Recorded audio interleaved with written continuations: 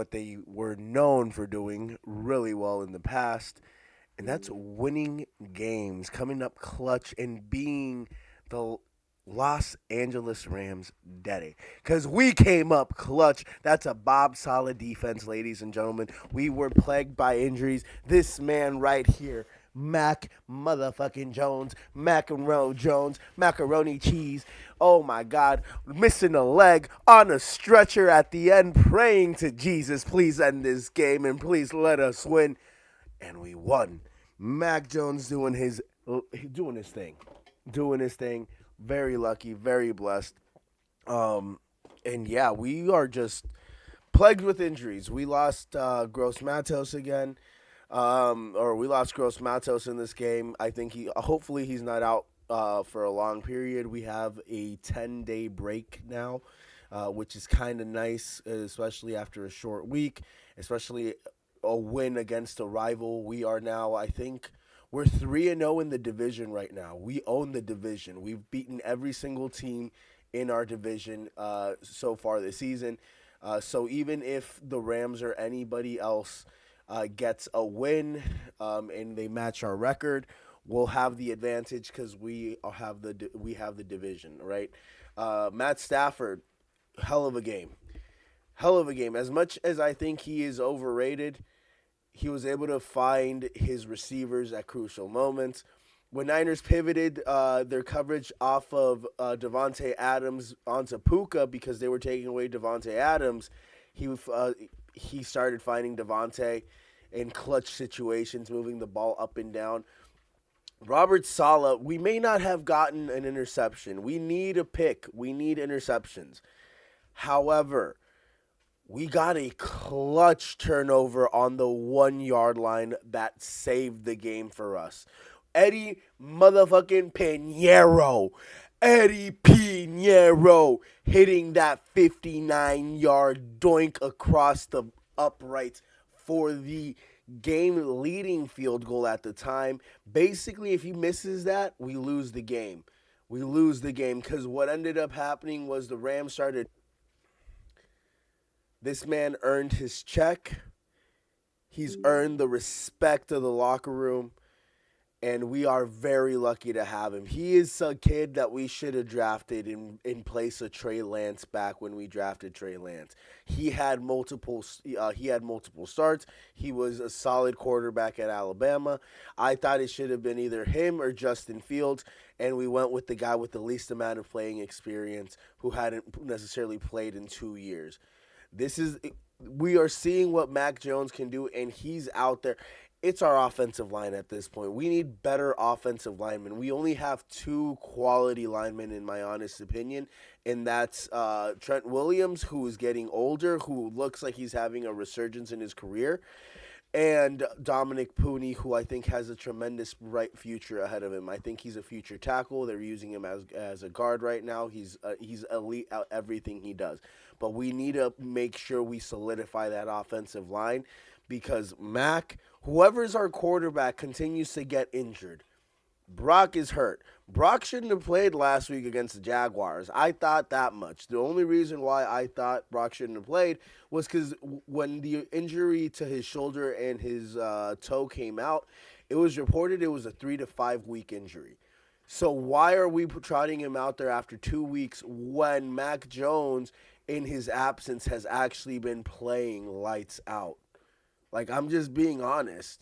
Like, he's been playing really well. Brock is doing a little bit too much, trying to compensate for the lack of weapons that he has, and because he's been in the system now for a while. He's also a 7th round pick, so that mentality of being the last pick in the draft, not wanting to be moved off of, it can force a player to do a little bit too much. But to Brock, I still believe in you, buddy. I just think you need to take a page out of Baker Mayfield's book and not try to do too much or force yourself in a actually, don't take a page out of Baker Mayfield's book. Just remember what happened to Baker when he was in Cleveland and he rushed himself back onto the field. He didn't look right, and it cost him his job and his contract. You've been paid, Brock. You don't need to worry about your job stability. You just need to worry about getting healthy. So when you're healthy, we can get the full Brock Purdy experience that I know we can get. Until then, we can ride on Mac Jones. And hopefully Mac is not hurt or questionable in 10 days when when the next game occurs. I think the best thing for the Niners, at least at this moment moving forward, is going with Mac Jones as the starting quarterback until Brock gets healthy and can be out there. I'd ride Mac Jones until he loses, to be completely honest with you. He's 3-0 as a starter. Brock is 1-1. He lost that game against the Saints. He was driving at the end, and then he fumbled the ball. Mac is a bigger quarterback. I'm not saying Mac should be the full-time guy or completely take over. I need a bigger sample size. Brock got me to a Super Bowl. I need to see what Mac Jones can do. But until then, I'm comfortable with riding on Mac. Mac is bigger. Mac doesn't have a tendency to get the ball batted down. He can see the full length of the field. Mac Jones balled out. Mac Jones on one leg on a stretcher balled out. And he was praying. He was throwing up at the end. They knocked the fucking shit out of him. But he was out there and he led the team to that victory. Mac Jones earned my respect tremendously after this game, and I'm comfortable. That defense, that's a Bob solid defense. Excuse my dog. That is a Bob solid defense. That is what we've been missing over the last 4 years since Robert went to New York. We have a fourth quarter defense that comes up clutch, that won't lose us games. That's what we were. That's the biggest thing that plagued us last year. We would have big leads, and our defense couldn't close out games. This season, we aren't even having big leads. We're having close games, but our defense is closing out in moments and situations that matter the most. And that, ladies and gentlemen, is what a Bob solid defense looks like. We have no Nick Bosa. We have injuries coming to the defensive side of the ball left and right. With Gross Matos getting hurt, they had to check out D Winners.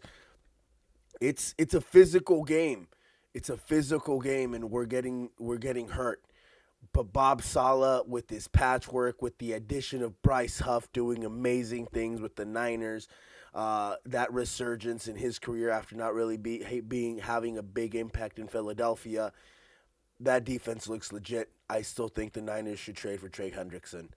If we're legit about competing for a Super Bowl and Nick Bosa's out, Bengals aren't competing. Their season's essentially over. Joe Burrow is not coming back this year, and if he does come back, it's the Bengals need to be investigated for a crime against humanity, because you're putting your quarterback at risk, and there's no need to do that this season when it's clear as day that you guys are not competing for anything. Move off of Trey Hendrickson, get some picks, or get a pick, because legitimately just get a pick from my Niners.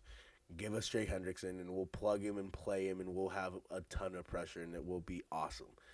With that being said, ladies and gentlemen, that kind of just concludes this episode. I literally just wanted to give you my thoughts and my reactions on the game. It was a crazy game. I'm going to start recording my reactions during these things because I was going bananas, I swear to you. With that being said, don't forget to hit that subscribe button so you can be notified when the latest content drops. Always remember, desire is power. If you desire to be great, you have the power to be great. Thank you for watching the latest episode of N1 from the End Zone. I appreciate you guys. Stay tuned for more. Guys, have you heard? Nelson, tell the people. Shady Mob Productions is an official affiliate of HBO Max. Click on the link in the description and sign up so you can watch hit series like Hard Knocks, Game of Thrones, and House of Dragons. Also, don't forget to hit the subscribe button so you can be notified when the latest content drops. Hey guys, Smacks here. If you guys like gaming, swing over to Twitch, Smacks_TTV, live most nights. Stop by, say hi, drop a follow. Port City Uncensored. Real talk, real people, minus the trolls.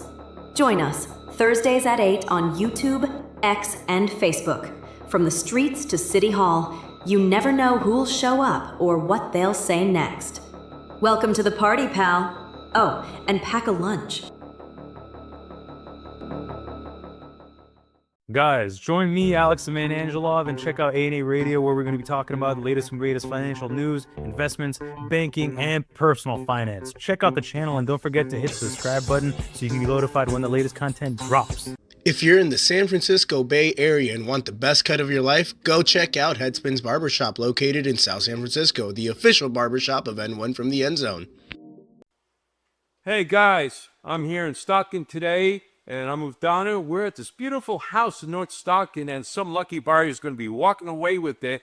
Imagine having a brand new place to live. Donna, somebody's looking for a house. What do they got to do? Give me a call, and we will get you pre-qualified, look for you a home, and then do the process of closing. All right, and to get this ball rolling, I know they got to talk to you. How do we get a hold of you? At 209-301-5193 or at dgames@pmc.com.